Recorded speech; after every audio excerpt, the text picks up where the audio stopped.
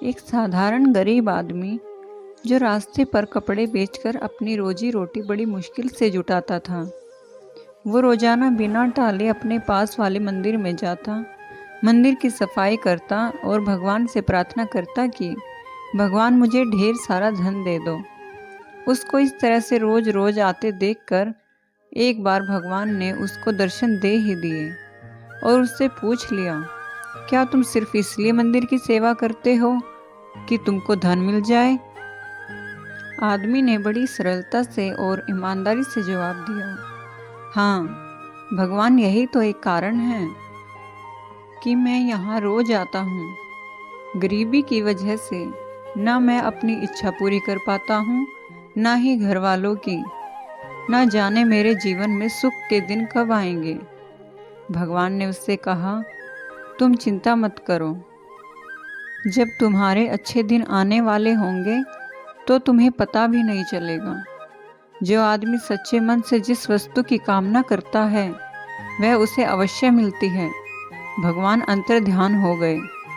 वह आदमी भी वहाँ से चला गया और अपने दैनिक काम पर लग गया। कुछ ही दिनों बाद उसकी परिस्थिति बदलने लगी। उसके कपड़े पहले से बहुत ज़्यादा बिकने लगे। धीरे धीरे उसने अपनी खुद की एक दुकान खोली। वह दुकान भी शहर में काफ़ी मशहूर हो गई। वो काफ़ी पैसे वाला बन गया। आदमी बहुत ज़्यादा व्यस्त रहने लगा, इतना व्यस्त कि उसका अब मंदिर जाना ही छूट गया। कई सालों बाद जब वह आदमी बूढ़ा हो गया तब अचानक एक दिन मंदिर आकर साफ सफाई करने लगा।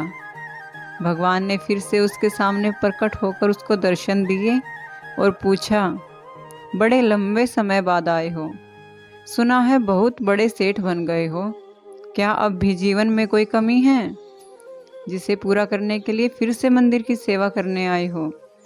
आदमी भगवान की तरफ देखता ही रह गया। उसकी आंखों में आंसू थे। वह बोला, भगवान, आपने मुझे सब कुछ दिया, किसी चीज़ की कोई कमी नहीं है। बेटे बेटी की शादी भी अच्छे खासे घराने में करा दी है, लेकिन यह सब होते हुए भी मन को कभी शांति नहीं मिली। हमेशा मन करता था कि मंदिर आकर सेवा करूं, लेकिन कर ना पाया। भगवान ने उससे कहा, मैंने वह सब दिया जो तुमने मांगा था। रही बात मन की शांति की, तो वह तुमने कभी मांगी ही नहीं। तुम्हें एक राज की बात बताता हूँ, मन की शांति कभी मांगने से भी नहीं मिलती। जब निस्वार्थ भाव से कोई मेरी शरण में आता है, मेरी सेवा करता है, तो उसे बिना मांगे ही शांति मिल जाती है।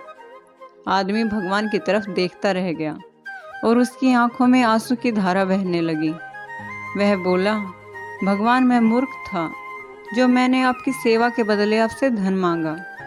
अब मुझे कुछ नहीं चाहिए, बस मुझे आपकी सेवा करने दीजिए। दोस्तों, जीवन में आप कितने ही पैसे कमा लीजिए, कितनी ही शोहरत हासिल कर लीजिए, यह सब कुछ भी मायने नहीं रखेगा अगर आपके मन को शांति नहीं मिलती हो।